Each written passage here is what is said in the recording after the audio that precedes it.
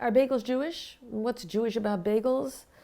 Well, first of all, bagels are basically a pretzel, a form of pretzel. That is to say that, like pretzels, they are a high ratio of crust to dough, they are boiled, and they are baked. The closest relative to the bagel, not very much as we know it because bagels today are very big and fluffy and more dough than crust, but the closest relative to the traditional bagel would be the auvergnat, which is a kind of pretzel you would buy on the street, not unlike the New York pretzels that we can buy on the streets of New York. Our starting point really should be that bagels are in this wider pretzel category. Now, they traditionally were a snack. You could buy them in a bakery, you could buy them at a bagel stand, and they really became into their own in the United States. But especially it's in the last 50 years that the bagel as we know it today emerged. And so how did that happen?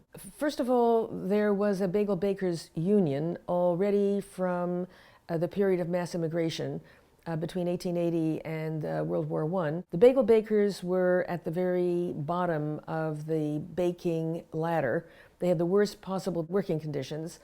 They formed their own union, and that union in New York was so strong, it was very difficult for bagel baking to happen anywhere else. However, the Lender's Bagels set themselves up in New Haven, and there they were actually free to do things that they could not have done outside of the union in New York. One of the things they did that was very innovative is they figured out you could put bagels in a plastic bag.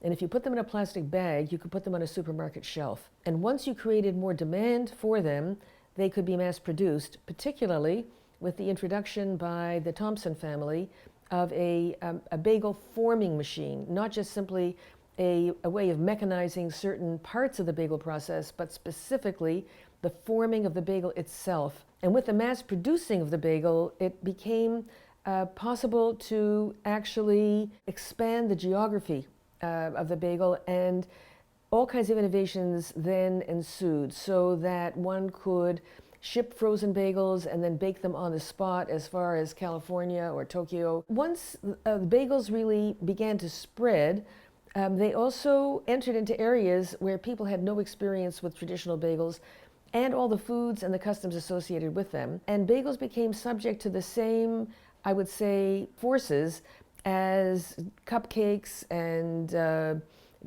various other foods. That is to say, they became, if you will, victims, I would say, of infinite variation.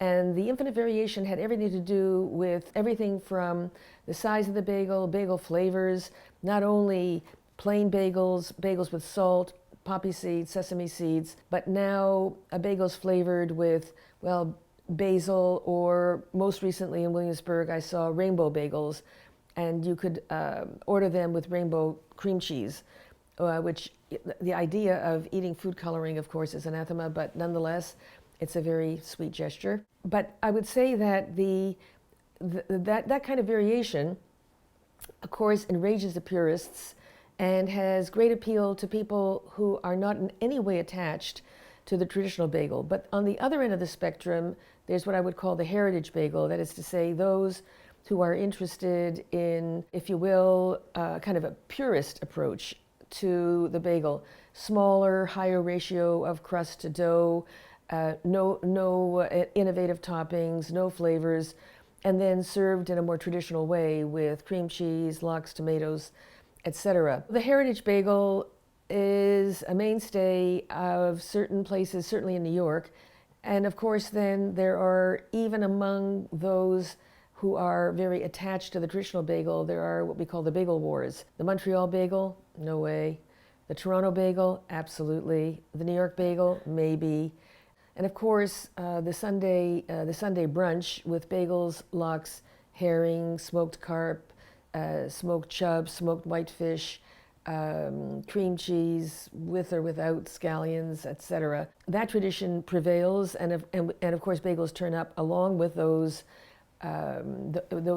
accompaniments, as well as egg salad, tuna salad. They show up also at the Shiva table, at the table where people gather after a funeral to console the mourner.